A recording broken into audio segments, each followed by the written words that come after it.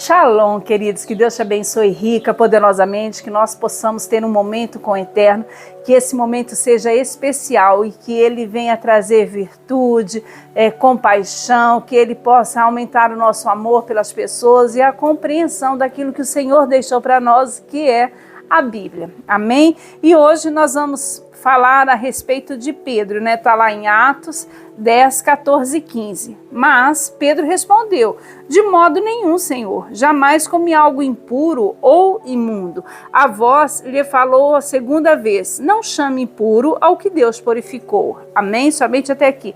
Queridos, quantos de nós cristãos, né? Falamos, sim, Senhor, glória a Deus, estamos certos. Ou pode deixar, não vou fazer isso. Senhor, eis-me aqui. E, enfim, damos respostas positivas para aquilo que Deus nos chama para fazer.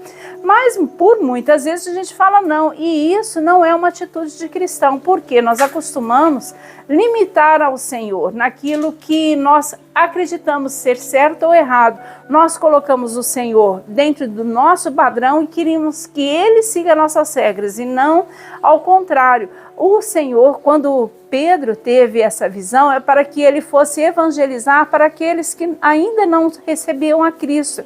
Pedro teria que sair da sua zona de conforto, né? Tanto é que nesse momento o Senhor, na visão de Pedro, desceu o lençol e falou para Pedro comer de todos aqueles animais que na visão de Pedro eram imundos. E daí o Senhor falou para ele: como você chama de imundo aquele que eu purifiquei?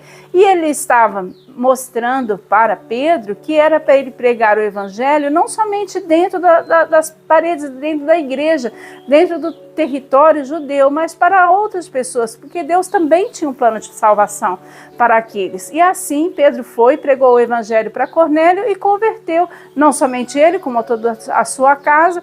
Agora você imagina se Pedro tivesse ficado com a opção de dizer não, né? Ele não teria seguido com o propósito do Senhor. O propósito seria alcançado, mas não através da vida de Pedro.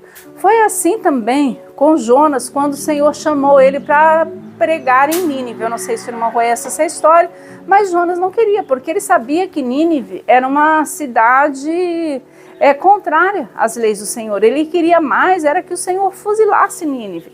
E ia contra aos princípios de Jonas pregar lá. E o Senhor falou: vai lá. E ele deu desculpa, entrou em outro navio. Os irmãos sabem a história, foi engolido pelo peixe. Se o irmão não souber, eu acho que as crianças da escola bíblica devem saber. Aí você pergunta para elas.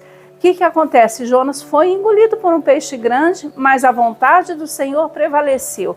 Queridos, você pode falar não para várias coisas nessa vida. Eu até indico o irmão aprender a dizer não, porque isso também é uma virtude.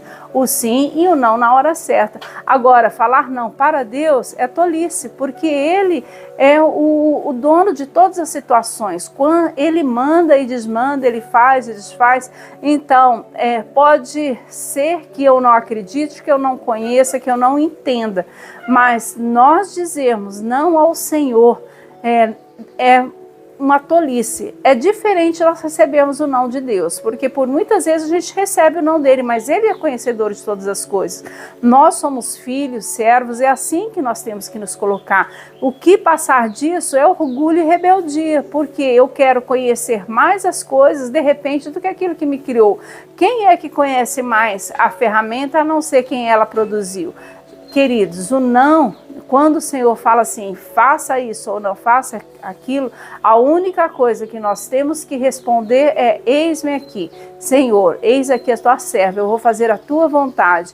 Eu querendo ou não querendo, sendo tranquilo para eu ou não fazer. Muitas coisas nós fazemos não porque nós gostamos, mas porque o Senhor nos ordenou que nós fizéssemos, e que assim seja até a volta do Senhor Jesus, que nós possamos reconhecer a voz de Deus e que nós possamos reconhecer o comando dele e simplesmente fazer. Talvez eu não entenda, mas o Senhor sabe o motivo de todas as coisas. Que nós possamos ser abençoados segundo a boa vontade do Senhor, em nome de Jesus.